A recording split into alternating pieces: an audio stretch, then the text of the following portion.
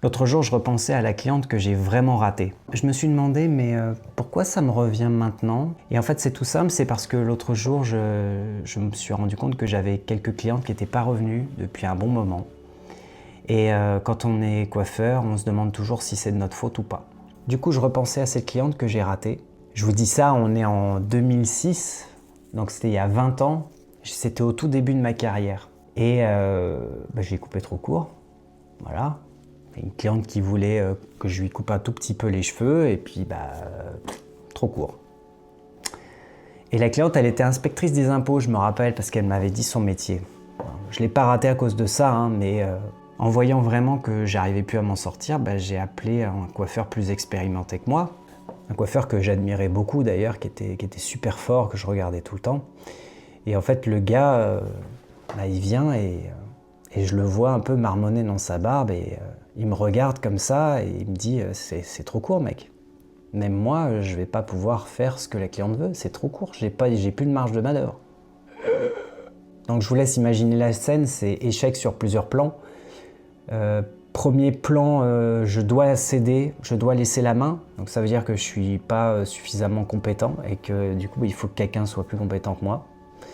Donc déjà, question ego, ça nous met déjà un petit coup. Deuxièmement, quand le coiffeur arrive, moi je vois le regard de la cliente qui me regarde dans le miroir en disant « mais t'es vraiment trop naze ». Donc dur aussi, on a envie de se cacher. Et troisième plan d'échec, c'est le coiffeur, le super coiffeur, il me dit « bah non, c'est mort quoi, c'est trop court, c'est mort ». Et la cliente, quand elle s'en va, elle me regarde et dans les yeux, elle me dit « vous n'êtes pas un vrai coiffeur, je reviendrai plus ». Donc quand je suis rentré chez moi, j'avais honte, j'avais tellement honte, j'étais déprimé. En fait, j'avais fait exactement ce qu'un coiffeur ne doit pas faire, c'est-à-dire rendre une personne plus moche en sortant qu'en arrivant. J'ai fait vraiment l'inverse de ce qu'on est censé faire. J'ai vraiment échoué. Puis il faut voir qu'à l'époque, il y avait de l'enjeu parce que le salon dans lequel je travaillais était un salon très haut de gamme. Donc c'était cher, quoi. Et donc les gens, ils venaient là et ils dépensaient un peu d'argent pour avoir quelque chose de spécial. Donc je suis pas à la hauteur, quoi. C'est très dur. J'avais vraiment envie de me cacher. J'avais trop la honte, quoi. Elle était là pour avoir un service, elle l'a pas eu.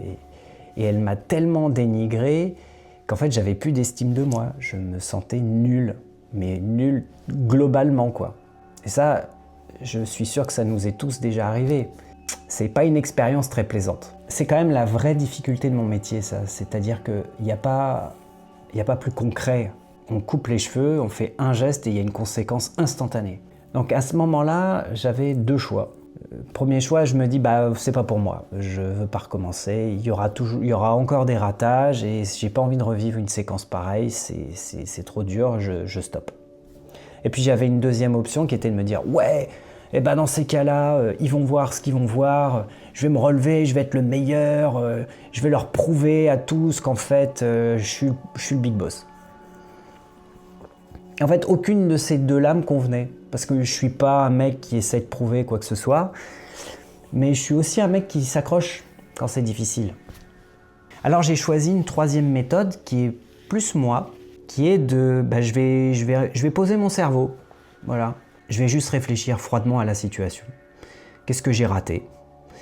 Et puis je vais mettre tout l'émotionnel de côté et je vais essayer de ne pas y penser. Je vais suffisamment avancer pour pouvoir me retourner après sans que ça me fasse mal. Et en fait, c'est ça qui m'a sauvé.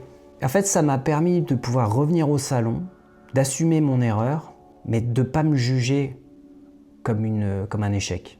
Ne pas me dire qu'en fait, j'étais l'échec.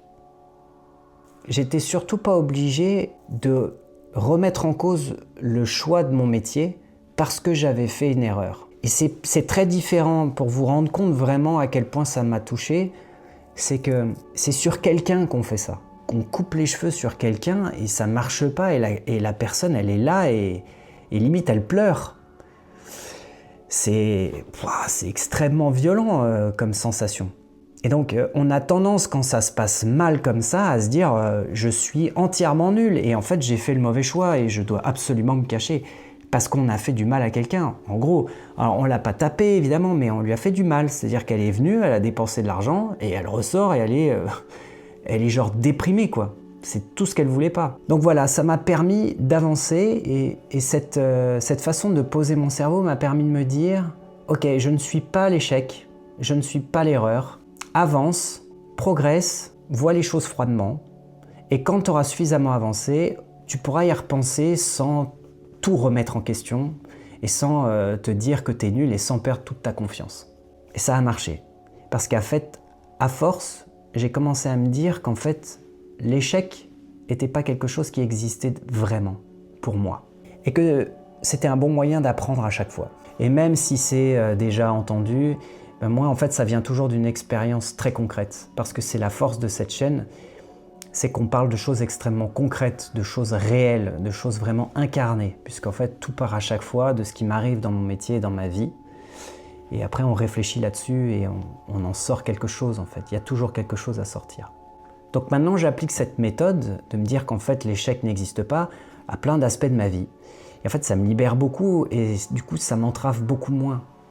Ça me permet d'avancer, de me dire de ne pas tout remettre en question et surtout de ne pas détruire la confiance parce que c'est difficile à construire la confiance. Donc moi je me suis fait une petite phrase comme un petit pense-bête que je garde un peu en tête.